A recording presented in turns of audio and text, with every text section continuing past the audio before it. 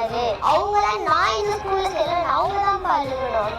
ஒரு 1 year அப்படி கழிச்சு வந்து அதே ஸ்கூலுக்கு நான் சீஃப் கெஸ்டா போனேன். எங்க அப்பா எப்படி அந்த கேட் வாசல்ல காத்துட்டு இருந்தாரோ அதே மாதிரி அந்த ஸ்கூலே எங்களுக்காக அந்த கேட் வாசல் காத்துட்டு இருந்துச்சு. நம்ம தோத்தா ஜெயிக்கணும்னு தோணும், அவமானப்பட்டா சாதிக்கணும்னு தோணும். நான் நிறைய அவமானப்பட்டேன், அதனால இவ்வளவு சாதிச்சிருக்கேன். அதே மாதிரி நம்ம தோத்தா கவலையே படக்கூடாது. இப்ப நம்ம ஜெயிக்கணும்னா குதிரை ஓடும், ஜெயிச்சதை தக்க வச்சுக்கணும்னா குதிரை விட வேணுமா.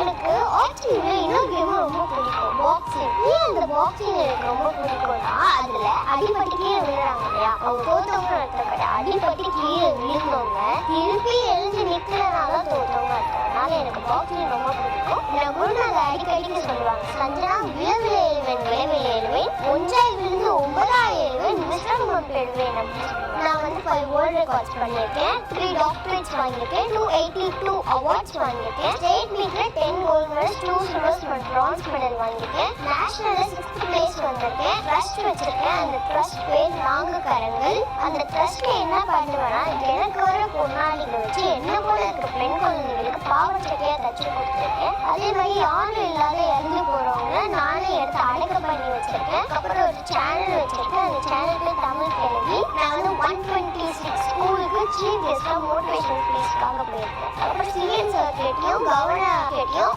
கிஃப்ட் வாங்கிட்டேன். 3 இயர்ஸ்ல வந்து 1111 ஹவர்ஸ் ஷூட் பண்ணேன். செகண்ட் கோல் ரெக்கார்ட் எல்லாருமே ஒரு கோல் தான் ஷூட் பண்ணோம், நான் வந்து 3 கோல் ஷூட் பண்ணேன். பேர் வந்து காம்பவுண்ட் ரீகம் இந்தியன். இந்த 3 கோலையும் ஒரே நேரத்தில் ஷூட் பண்ணேன், அதுவும் கோல்ட் மெடல் வாங்கினேன். தேர்ட் வந்து பிளைண்ட் ஃபோல்ட் பண்ணி ஷூட் பண்ணேன். யாரும் கண்ணு தெரியாதவங்க கூட இந்த ஆர்ச்சி பண்ணலாம்னு சொல்லிட்டு பிளைண்ட் ஃபோல்ட்ல ஷூட் பண்ணேன், கண்ணை கட்டிட்டு ஷூட் பண்ணேன்.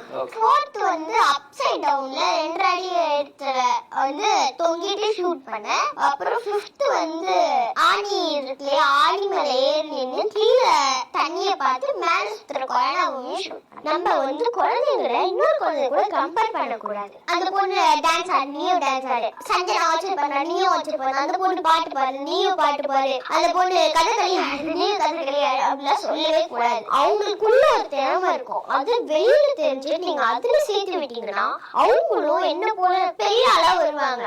ட்ரஸ்ட் வச்சிருக்கேன் இல்லையா, என்ன ட்ரஸ்ட் எதுக்காக? அது வந்து நாங்க கரங்கள். அது வந்து ஒரு நாள் வந்து நாங்க வந்து சிஎம் சாரை பார்க்க போயிருந்தோம். அங்க வந்து புக்கும் ஷாலும் எடுத்துட்டு போயிட்டு இருந்தோம். சிஎம் சாருக்கு ஷாலே பிடிக்க ஆரம்பிச்சுனாங்க. உடனே அந்த ஷாலை வச்சுட்டு நான் போயிட்டு புக்கை போய் கொடுத்துட்டு வந்தோம். வெளில வந்தோடனே நான் என் குருநாதர் கிட்ட ஹூ நான் இதை என்ன பண்ண ஹூ அப்படின்னு கேட்டேன். அதுக்கு என் குருநாதர் சொன்னாங்க, ரோட்ல யாராவது படுத்துட்டு இருப்பாங்க, அவங்க குழுக்காக இருக்குது அப்படின்னா உன்ன மாதிரி குட்டி பெண் குழந்தைங்களா பாவாடை சட்டையா தச்சு கொடு அப்படின்னு சொன்னாங்க. சும்மா சொல்லிட்டு சிரிச்சுட்டே போயிட்டாங்க. அதுக்கப்புறம் நான் வந்து அந்த ஷால்லாம் பாவாடை சட்டையா தச்சு இது வரைக்கும் 380 அந்த மாதிரி மேல நிறைய பேருக்கு கொடுத்துருக்கேன், பெண் குழந்தைங்களுக்கு கொடுத்துருக்கேன்.